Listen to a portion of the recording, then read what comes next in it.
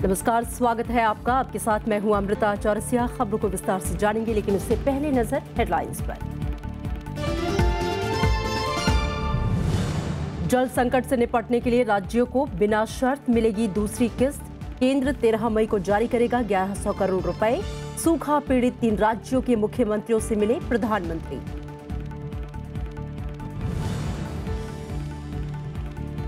उत्तराखंड में बागी विधायकों की सदस्यता पर हाईकोर्ट कल सुनाएगी फैसला। शक्ति परीक्षण के लिए कांग्रेस और बीजेपी ने जारी किया व्हिप। संसद में सोमवार को होगी उत्तराखंड के बजट पर चर्चा।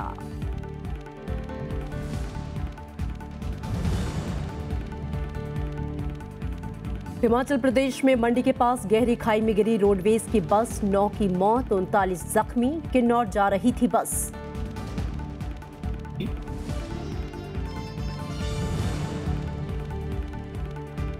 जानबूझकर कर्ज नहीं लौटाने वालों के नाम सार्वजनिक करेगा reserve bank. RBI governor Raghuram Rajan का ऐलान।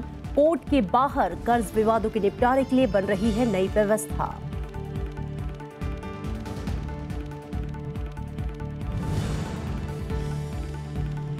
और कुश्ती में भारतीय महिला पहलवानों ने रचा इतिहास। विनेश फोगाट और साक्षी मलिक को रियो ओलंपिक का टिकट। पहली बार 2 महिला पहलवानों ने किया क्वालिफाई।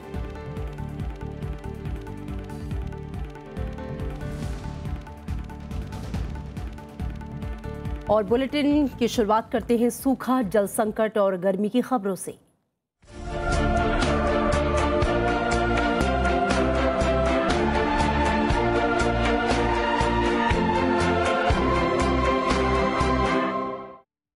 केंद्र सरकार 13 मई को पानी की किल्लत से जूझ रहे राज्यों को बिना शर्त 1100 करोड़ रुपए की दूसरी किस्त जारी करेगा। केंद्रीय पेयजल राज्य मंत्री रामकृपाल यादव ने शनिवार को यह जानकारी दी। उन्होंने कहा कि प्रधानमंत्री ने पहली किस्त के इस्तेमाल के सर्टिफिकेट का इंतजार किए बिना तुरंत दूसरी किस्त जारी करने का निर्देश दिया है। राज्य इस राशि का इस्तेमाल कुएं खोदने, बोरवेल और हैंडपंप लगाने में इस्तेमाल कर सकेंगे।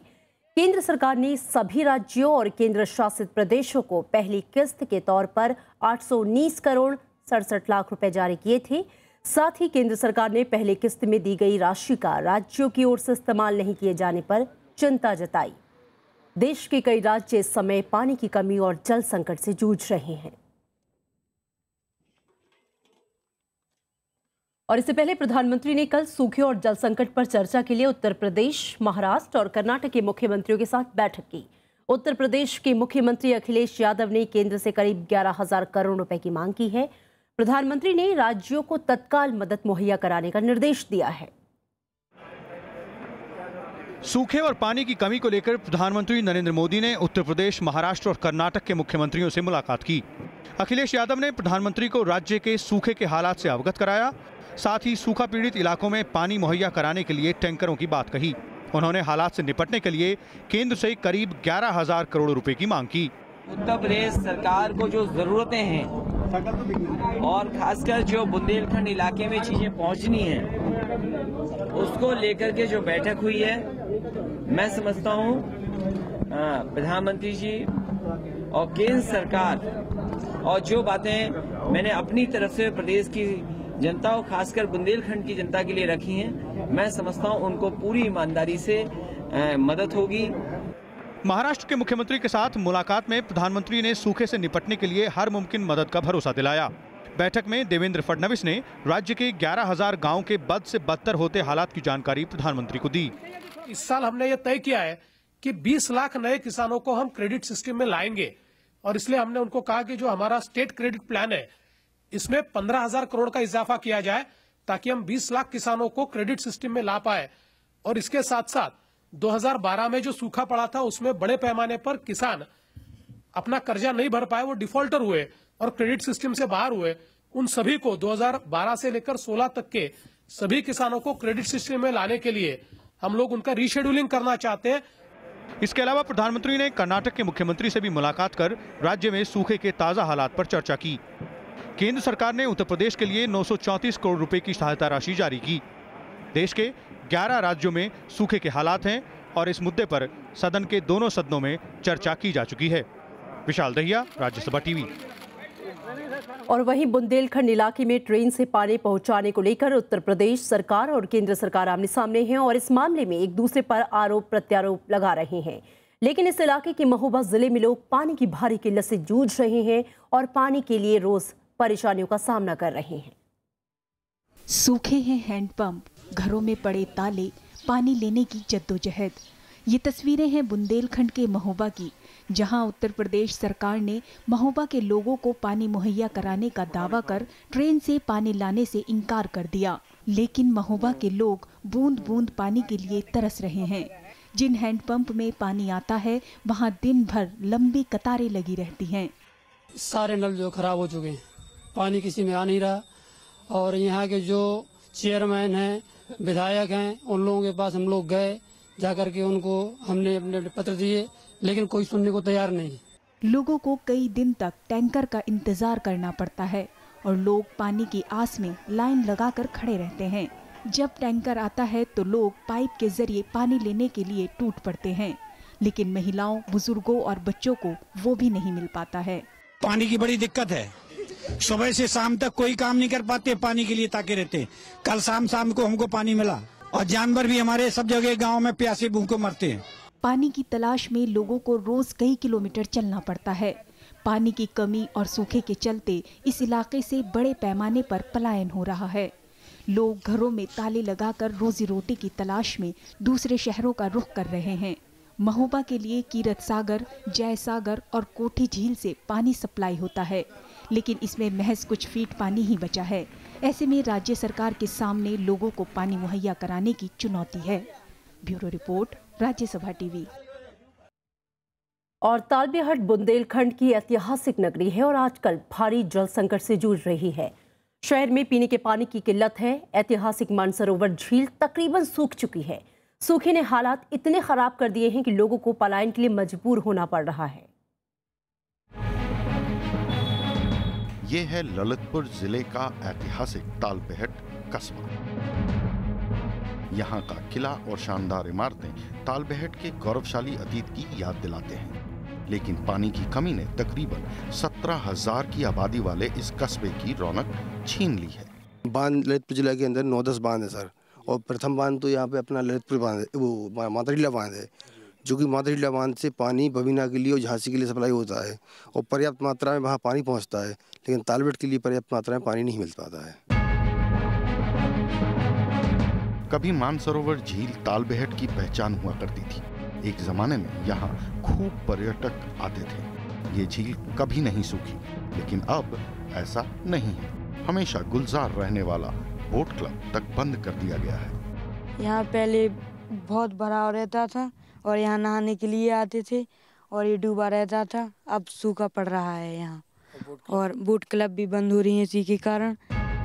हालात सिर्फ तालबेहट में ही खराब नहीं है, बल्कि ललितपुर और आसपास के इलाकों में पानी का भारी संकट है। झांसी, जालौन, बांदा, हमीरपुर, लोग एक एक बूंद पानी के लिए मोहताज हैं। बहुत ज़बरदस्त तरीके से पलायन हो रहा, पशुओं की मौतें हो रही हैं, यहाँ तक लोग सुसाइड कर रहे हैं इसकी वजह से। तालबेहट के ऐतिहासिक बावड़ियाँ और कुएं सूख चले हैं। हालात इतने खराब हैं कि पर्यटक तक यहाँ आने से कतराने लगे हैं। तमाम इलाकों में तालाब नष्ट हो चुके हैं। ज़रूरत है उनके पुनरुद्धार की, तभी यहाँ स्थायी तौर पर जल संकट और सूखे से निजात मिल सकेगी। कैमरामैन जुनैद के साथ अरविंद कुमार सिंह, राज्यसभा टीवी, तालबेहट।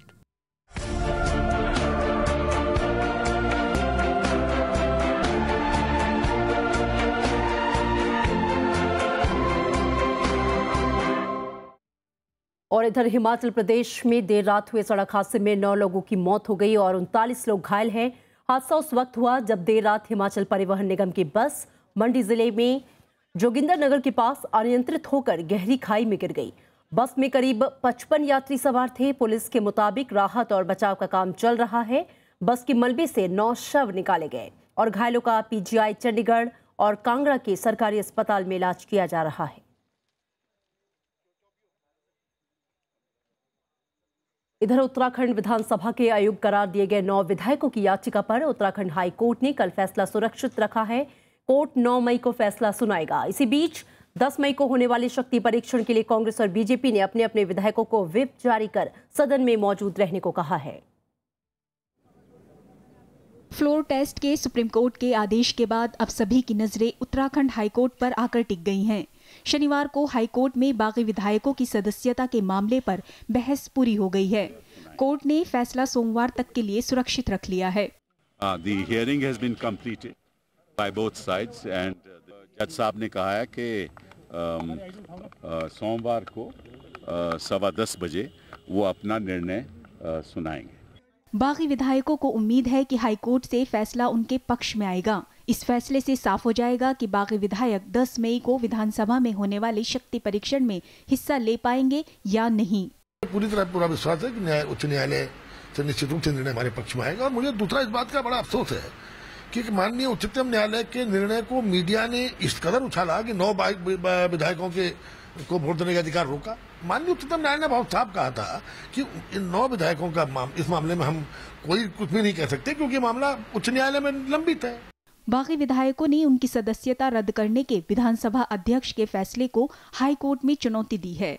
इससे पहले शुक्रवार को सुप्रीम कोर्ट ने उत्तराखंड विधानसभा में 10 मई को शक्ति परीक्षण का आदेश देते हुए पूर्व मुख्यमंत्री हरीश रावत को बहुमत साबित करने का मौका दिया है। इसके बाद सुप्रीम कोर्ट इस बारे में फैसला सुना सकता है। Bureau report, Rajya Sabha TV. और उत्तराखंड में राष्ट्रपति शासन की वैधता को लेकर सत्ता पक्ष और विपक्ष में चल रहे टकराव के बीच केंद्र सरकार सोमवार को संसद में 2016-17 के लिए उत्तराखंड बजट पेश करेगी। साथ ही इसके लिए जारी पहले के अध्यादेश की जगह पर सदन के पटल पर विनियोग विधेयक 2016 को रखेगी। उत्तराखंड बजट पर सोमवार को लोकसभा में चर्चा हो सकती है क्योंकि इसे उस दिन की कार्यसूची में शामिल किया गया है। वित्त मंत्री अरुण जेटली ने सदन में उसी दिन इस पर चर्चा कराने के लिए प्रस्ताव भी पेश किया है। ये प्रस्ताव सदन की कार्यवाही से संबंधित नियम 205 को निलंबित करने के लिए होगा। नियम 205 के तहत बजट को सदन के पटल पर रखे जाने वाले दिन ही चर्चा नहीं हो सकती। राज्यसभा में भी सोमवार को ही यह विधेयक पेश किया जाएगा। और अगस्ता वेस्टलैंड मामले में सीबीआई ने कल भी गौतम खेतान से पूछताछ की। इसके अलावा पूर्व वायुसेना प्रमुख एसपी त्यागी के 3 भाइयों में से भी पूछताछ की गई।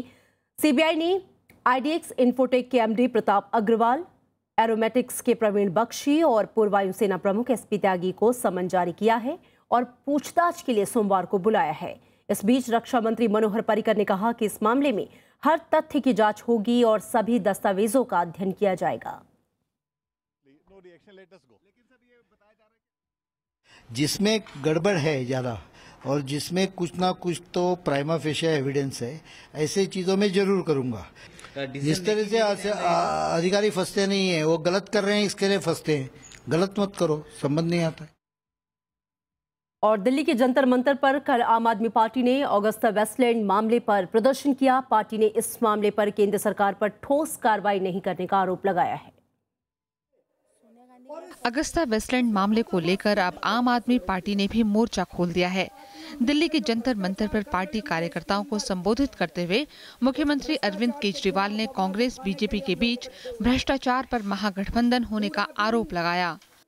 प्रधानमंत्री जी, हमने आपको एक्शन लेने के लिए प्रधानमंत्री बनाया था। इटली की अदालत के ऊपर सारा काम छोड़ने के लिए प्रधानमंत्री नहीं बनाया था। हमारा भी सीना 56 इंच का हो जाता जब प्रधानमंत्री खड़ा होकर कहता मैंने सोनिया गांधी को जेल भेज दिया। आम आदमी पार्टी के आरोपों पर बीजेपी और कांग्रेस की तरफ से फौरन जवाब आ गया।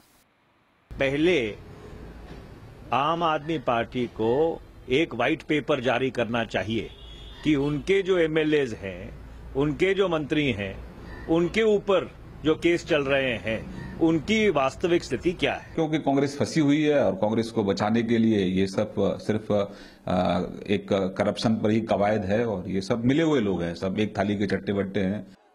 इससे पहले शुक्रवार को बीजेपी कांग्रेस एक दूसरे के खिलाफ इसी मुद्दे को लेकर सड़क पर उतरी थी। कांग्रेस ने जहां जंतर मंतर पर लोकतंत्र बचाओ रैली की, वहीं बीजेपी ने संसद परिसर में धरना दिया। अनु दीवान, राज्यसभा टीवी। और वहीं कांग्रेस के सांसदों और गुजरात कांग्रेस विधायकों ने कल राष्ट्रपति प्रणब मुखर्जी से मुलाकात की और गुजरात राज्य पेट्रोलियम निगम में हुई गड़बड़ियों के बारे में ज्ञापन सौंपा और इस मामले की न्यायिक जांच कराने की मांग की। ज्ञापन में कैग की रिपोर्ट का हवाला देते हुए ये कहा गया है कि सार्वजनिक क्षेत्र की इस कंपनी ने जनता के पैसे का दुरुपयोग किया है और निजी कंपनियों को फायदा पहुंचाया है। कांग्रेस का आरोप है कि कंपनी ने केजी बेसिन पर सार्वजनिक निधि से करीब 20,000 करोड़ रुपए खर्च किए हैं, लेकिन गैस का वाणिज्यिक उत्पादन शुरू नहीं किया गया। शिकायत में ये कहा गया है कि कंपनी ने केजी बेसिन के लिए गलत तरीके से ठेका भी दिया है। हम महामहिम राष्ट्रपति जी को मिलके एक इंडिपेंडेंट जुडिशियल इंक्वायरी हो, जो पब्लिक अंडरटेकिंग का सबसे बड़ा स्कैम है, उसको उजागर करेंगे। कांग्रेस ने प्रधानमंत्री नरेंद्र मोदी के डिग्री के बाद अब उनके जन्मतिथि पर भी सवाल उठाया है। कांग्रेस प्रवक्ता मनीष तिवारी ने कहा कि प्रधानमंत्री को चुप्पी तोड़कर दोनों मामलों में सच्चाई देश के सामने रखनी चाहिए। कांग्रेस की मांग है कि प्रधानमंत्री की डिग्री और जन्मतिथि को लेकर जो सवाल उठ रहे हैं, उनका सच देश के सामने आना चाहिए। Including with regard to the date of birth, including with regard to the date of birth of a gentleman to whom the graduation degree has been issued, who also goes by the same name as the Prime Minister, then don't you think that it is in the interest of probity, in the interest of transparency, that the Prime Minister should clarify the position? और उड़ीसा विधानसभा में करोड़ों रुपए के chit fund घोटाले के मामले को लेकर शनिवार को जमकर गतिरोध हुआ, जिसके चलते सदन की कार्यवाही बाधित रही। विपक्षी दल बीजेपी और कांग्रेस ने मामले की जांच के लिए बनाए गए MM दास कमीशन को रद्द करने की मांग की है।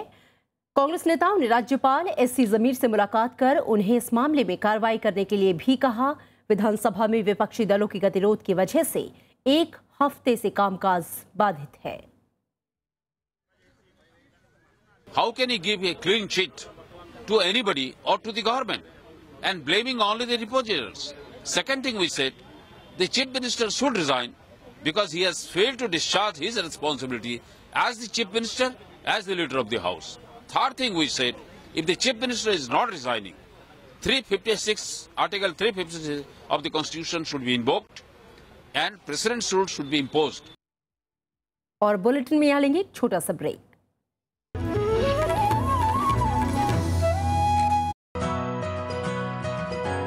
आज हम बात करेंगे अमृतलाल नागर की पुस्तक गदर के फूल पर।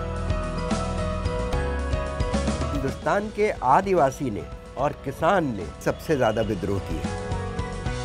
अगर इसको आप बृहत्तर परिप्रेक्ष्य में देखें तो आप पाएंगे कि भारत का इतिहास निश्चित रूप से सवर्ण केंद्रित रहा है।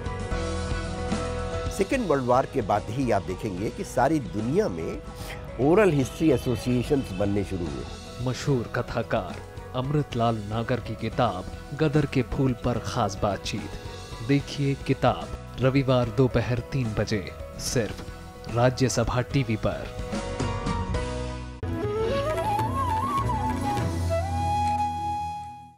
ब्रेक के बाद स्वागत है आपका। भारतीय रिजर्व बैंक जानबूझकर कर्ज न लौटाने वालों यानी कि विलफुल डिफॉल्टरों के नाम सार्वजनिक करने के लिए नया सिस्टम बनाने की तैयारी में है। इसके अलावा खराब कर्जों के आउट ऑफ कोर्ट सेटलमेंट के लिए नया तंत्र विकसित किया जा रहा है। दिल्ली में हुए एक कार्यक्रम में रिजर्व बैंक के गवर्नर रघुराम राजन ने यह जानकारी दी। RBI के गवर्नर ने कहा कि एक नियामक के तौर पर गलत कार्यों को संरक्षण देने का इरादा नहीं है और जानबूझकर कर्ज न चुकाने वालों के नाम सार्वजनिक करने में आपत्ति नहीं है। RBI इस पर काम कर रहा है कि ऐसे डिफॉल्टरों की सूची कोई भी देख सके जिनके खिलाफ कोर्ट में केस दर्ज किया जा चुका है। रघुराम राजन ने कहा कि जिन्होंने कुछ गलत नहीं किया उनका नाम सार्वजनिक करने से बचने की जरूरत है, नहीं तो अर्थव्यवस्था में इसके नकारात्मक नतीजे हो सकते हैं। और कांग्रेस उपाध्यक्ष राहुल गांधी ने तमिलनाडु में कल 3 रैलियां की। उन्होंने मदुरै, कोयम्बटूर और तिरुवल्लुर की रैलियों में सत्ताधारी AIADMK पर जमकर निशाना साधा। उन्होंने जयललिता सरकार को पूरी तरह से नाकाम करार दिया। राहुल गांधी ने कहा कि तमिलनाडु की समस्याओं के निपटारे के लिए जयललिता ने कोशिश नहीं की। उन्होंने कांग्रेस डीएमके गठबंधन की जीत के दावे किए और कहा कि अगर प्रदेश में उनकी सरकार बनती है तो तमिलनाडु का कायाकल्प हो जाएगा। मदुरै रैली में उनके साथ डीएमके कोषाध्यक्ष एमके स्टालिन ने सभा को संबोधित किया। We have the Chief Minister, who is absolutely convinced that she does not need to meet anybody in Tamil Nadu. She is absolutely convinced that nobody in Tamil Nadu has anything to say to her from which she can learn something. She is convinced that there is only one wise person in Tamil Nadu, and that is Jayalalitha ji. और दलित महिला के साथ दुष्कर्म और हत्या के मामले को लेकर केरल में विरोध प्रदर्शन जारी है। शनिवार को एबीवीपी कार्यकर्ताओं ने सड़कों पर जमकर उतरकर अपनी नाराजगी जताई। उग्र होते विरोध को काबू में करने के लिए पुलिस को लाठीचार्ज का सहारा लेना पड़ा। इस दौरान कई प्रदर्शनकारी घायल भी हुए। इस मामले में पुलिसिया जांच को लेकर महिला आयोग की टीम ने कई सवाल उठाए हैं। 28 अप्रैल को हुई इस घटना को लेकर कई महिला समूह और सामाजिक संगठनों ने कड़ा विरोध दर्ज कराया है।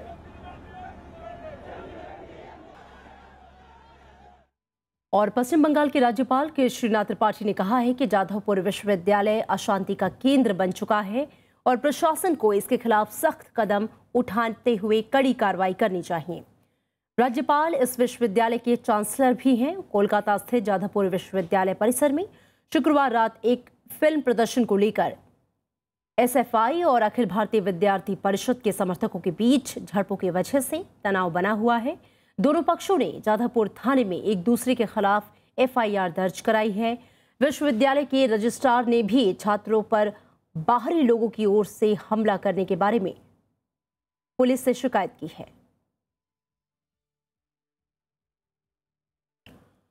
और जम्मू कश्मीर के पुलवामा में मुठभेड़ में 3 आतंकी मारे गए। मुठभेड़ के बाद इलाके में कानून व्यवस्था बिगड़ गई है, जिसे देखते हुए श्रीनगर बनिहाल रेल सेवा रद्द कर दी गई है। जम्मू के पुलवामा में सुरक्षा बलों को बड़ी कामयाबी हाथ लगी है। सुरक्षा बलों ने हिजबुल मुजाहिदीन के 2 और लश्कर तैयबा के 1 आतंकी को मार गिराया। आतंकियों के पास से बड़ी मात्रा में हथियार और गोला बारूद बरामद किया गया है। 12 बजे करीब हमने ऑपरेशन लॉन्च किया और 12:30 बजे तक हमारा कॉर्डन एस्टैब्लिश हो चुका था। हमने पहले मिलिटेंट्स को ऑप्शन दिया कि सरेंडर करने के लिए, लेकिन उन्होंने हमारे जवानों के ऊपर फायर कर दिया। जवाबी फायर में हमारे जवानों ने 3 मिलिटेंट को मार गिराया। इससे पहले कल कुपवाड़ा में सुरक्षा बलों ने घुसपैठ की बड़ी साजिश को नाकाम कर दिया। हालांकि इस ऑपरेशन में एक जवान शहीद हो गया। उप मुख्यमंत्री ने घुसपैठ के लिए पाकिस्तान को दोषी बताया है। ये जंग है, प्रॉक्सी वार है। पाकिस्तान जो लड़ रहा है, वहाँ के आईएसआई, वहाँ की आर्मी ये लड़ाई लड़ रही है। और जिस प्रकार से एक कुल मिला के जो एक टेररिज्म के द्वारा जो एक एजेंडे को आगे लेके जा रहे हैं, उसी का ये पार्ट है। इन घटनाओं के बाद सेना ने निगरानी कड़ी कर दी है। साथ ही सेना, पुलिस और सीआरपीएफ ने सर्च ऑपरेशन तेज कर दिया है। Bureau report, Rajya Sabha TV. और राजस्थान में मिड डे मील का खाना बच्चों पर भारी पड़ा। घटना बांसवाड़ा की है, जहां मिड डे मील का खाने के बाद करीब 40 बच्चों की तबीयत बिगड़ गई। इसके बाद बच्चों को आनन फानन में अस्पताल ले जाया गया, जहां बच्चों का इलाज चल रहा है। बांसवाड़ा अस्पताल में निढाल पड़े इन बच्चों को मिड डे मील खाना महंगा पड़ गया। खाना खाने के बाद करीब 40 बच्चों को उल्टियां होने लगी। आनन फानन में इन्हें अस्पताल ले जाया गया। बताया गया कि दाल और रोटी खाई थी बच्चों ने, उसके बाद फिर उन्होंने थोड़ा बहुत वहाँ पर केले भी हैं। उल्टी जिन बच्चों ने करी तो वो बता रहे थे कि उल्टी करना शुरू किया और फटाफट से इनको शिफ्ट कर दिया। तो बच्चों की सबकी लाइफ सुरक्षित है। प्रशासनिक अधिकारियों ने भी अस्पताल का दौरा कर हालात का जायजा लिया। खाने की चीज़ों को जांच के लिए भेज दिया गया है। ये कोई पहला मौका नहीं है जब बच्चे मिड डे मील खाकर बीमार पड़े हों। हाल ही में मथुरा में मिड डे मील खाने के बाद कई बच्चे बीमार हो गए, जबकि 2 बच्चों की जान चली गई। Bureau report, Rajya Sabha TV. और दुनिया भर में कल एक अहम खगोलीय घटना दिखाई देगी और इस दिन बुध ग्रह, पृथ्वी और सूर्य एक लाइन में होंगे। सूर्य पर ये एक छोटे से धब्बे की तरह भारत समेत दुनिया के कई जगहों पर दिखाई देगा। 9 मई को बुध ग्रह सूर्य की परिक्रमा करते हुए ऐसी स्थिति में आएगा जब ये सूर्य और पृथ्वी के बीच से गुजरेगा। इस दौरान ये हमें सूर्य पर एक छोटे से बिंदु के रूप में दिखाई देगा। क्योंकि ये इनकी कक्षाएं थोड़ी सी झुकी हुई हैं, तो इस कारण से हमेशा ऐसा नहीं होता है कि ये एक लाइन में आएंगे, तो ये थोड़े से रेयर होते हैं। जब भी ये ट्रांजिट होगा वो या तो मई में होगा या नवंबर में होगा, और किसी मंथ में नहीं होगा, क्योंकि ये वही 2 महीने हैं जिन महीनों में जो हमारे जो ऑर्बिट्स हैं और जिनके हम लोग नोड्स बोलते हैं, राहु केतु जिसको बोलते हैं वो नोड हैं। ऐसे जो नोड्स हैं वो जब एक लाइन में आएंगे, जब मरकरी अपने नोड्स पे होगा तभी होगा। तो ये मई और नवंबर में इसलिए होता है। बुध ग्रह 88 दिन में सूर्य का एक चक्कर लगाता है, लेकिन पृथ्वी और सूर्य की कक्षा में अंतर होने के कारण ये घटना 100 साल में केवल 13 बार पृथ्वी से दिखाई देती है। मरकरी और उससे पहले वीनस का ट्रांजिट एक ऐसी चीज थे, इन प्रोसेस के द्वारा हम एक्चुअली सन की दूरी पृथ्वी से हम लोग नाप सकते हैं, अगर हम लोग साइंस वाले पार्ट में जाएं। ये खगोलीय घटना दुनिया भर के कई इलाकों में देखी गई। भारत में इसे 9 मई को शाम 4:30 बजे से 6 बजे तक देख सकते हैं। ये जो है ऐसा एक खगोलीय घटना है जिससे हम इस खगोल विज्ञान के बारे में जिनकी रुचि है उनकी रुचि बढ़ती है, उनकी समझ बढ़ती है। सौर मंडल के जो है इस तरह की जो कक्षाएं हैं इन सब की रुचि बढ़ती है। तो ये ऐसा एक खगोलीय घटना है जिसे हम सब सेलिब्रेट कर सकते हैं। इस खगोलीय घटना को लेकर छात्र और अंतरिक्ष वैज्ञानिक खासे उत्साहित हैं, लेकिन इसे सीधे आंखों से देखना नुकसानदेह हो सकता है, इसलिए सूर्य ग्रहण की तरह इसे भी छोटी दूरबीन के सहारे देखना चाहिए। अरुणा ठाकुर, राज्यसभा टीवी। और कनाडा के मैकमरे के जंगल में लगी आग भयानक रूप ले चुकी है। कनाडा सरकार ने अल्बर्टा में आपातकाल लगा दिया है। सरकार ने अगले 2 दिनों में आग के और बढ़ने की आशंका जताई है। धू-धू कर जलते जंगल और आसमान में धुएं का गुब्बार। ये तस्वीरें हैं कनाडा के मैकमरे की, जहां आग ने विकराल रूप ले लिया है। हजारों लोग अपना घर छोड़कर जाने को मजबूर हैं। सरकार ने अल्बर्टा में आपातकाल लगा दिया है। No matter about anything else, we're together. Oh, that's all that matters. Yeah. And we were lucky. आग बुझाने के लिए 1200 दमकल कर्मी, 30 विमान, 110 हेलीकॉप्टर और 300 से ज्यादा आग बुझाने वाले उपकरण लगाए गए हैं, लेकिन आग पर काबू नहीं पाया जा सका है। Challenging extreme fire, so many things can happen, but at this point the prediction over the next 2 days is for the fire to move away to the northeast. अब तक 88,000 से ज्यादा लोगों को सुरक्षित स्थान पर पहुंचाया जा चुका है। तेज हवा और सूखे पेड़ पौधों के चलते आग तेजी से फैल रही है। करीब 1000 स्क्वायर किलोमीटर का इलाका आग में झुलस चुका है। Bureau report, Rajya Sabha TV.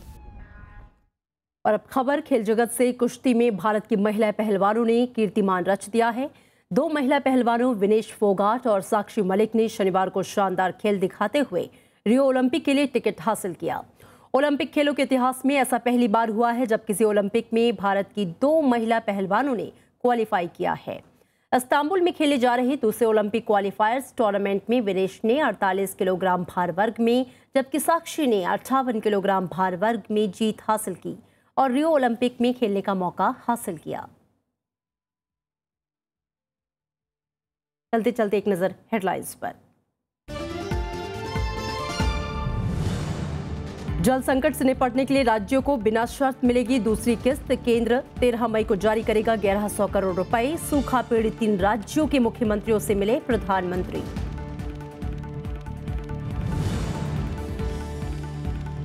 Uttarakhand में बागी विधायकों की सदस्यता पर हाईकोर्ट कल सुनाएगी फैसला। शक्ति परीक्षण के लिए कांग्रेस और बीजेपी ने जारी किया व्हिप।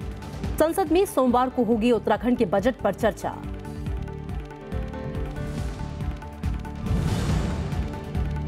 हिमाचल प्रदेश में मंडी के पास गहरी खाई में गिरी रोडवेज की बस, 9 की मौत, 39 जख्मी। किन्नौर जा रही थी बस।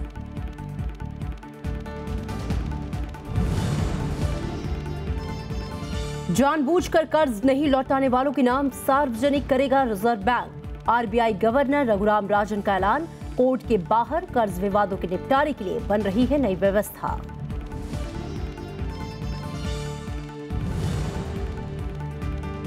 और कुश्ती में भारतीय महिला पहलवानों ने रचा इतिहास। विनेश फोगाट और साक्षी मलिक को रियो ओलंपिक का टिकट। पहली बार 2 महिला पहलवानों ने किया क्वालिफाई।